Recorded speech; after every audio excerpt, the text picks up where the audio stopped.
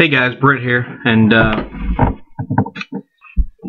little background on this topic that I chose, which I chose situational leadership, but I didn't want to, actually.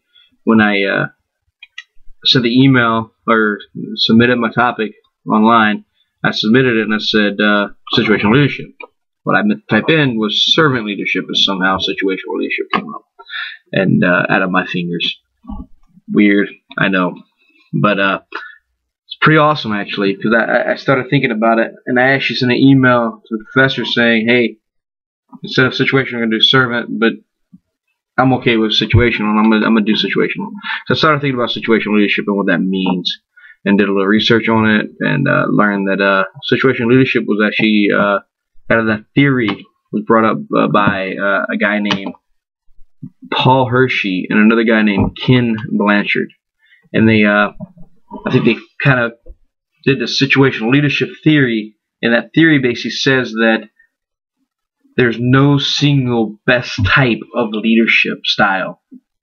That there's a whole bunch of different styles, and that you choose what style you're going to use depending on the job at hand and maturity of the level of people that you're going to be leading. And so I started thinking about that when I read that, and I was like, wow, that's true. I think about it, right? I was in the Navy for 5 years.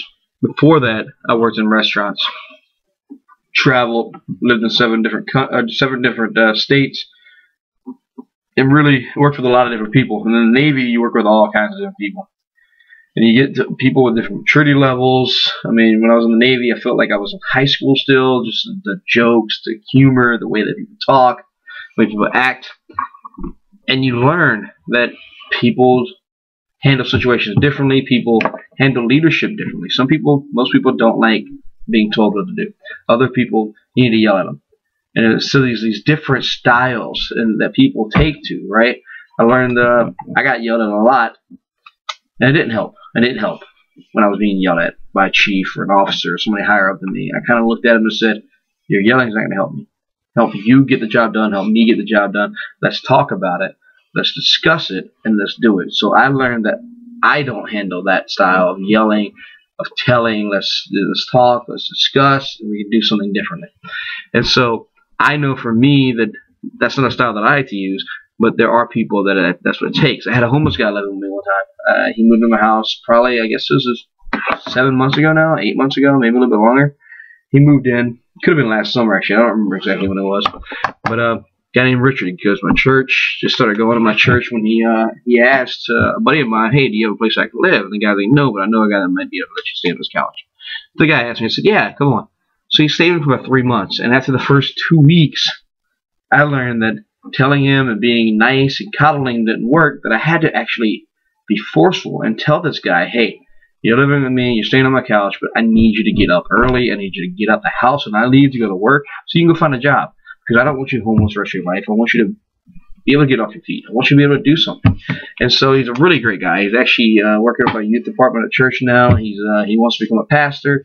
But it took me and my 2 other roommates basically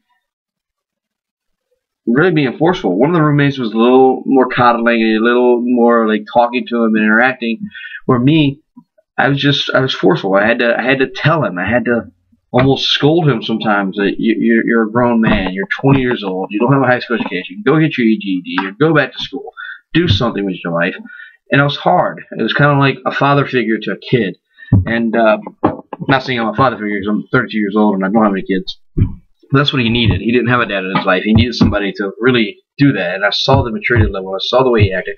And I responded in the way that I thought was necessary. And we do that all the time. That's what servant leadership is.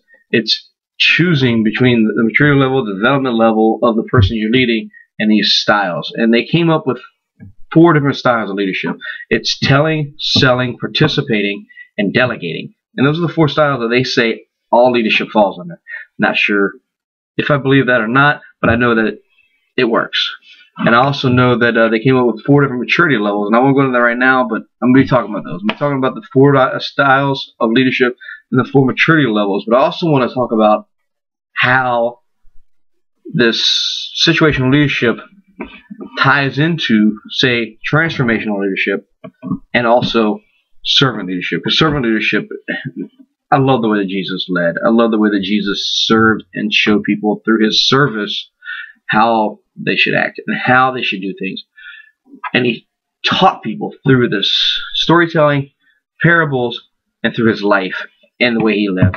And that's really what I want to write about, the situational leadership and how they tie into servant leadership and transformational leadership. That's about it, guys. Thank you for listening to me. I know it's a little boring. Peace out.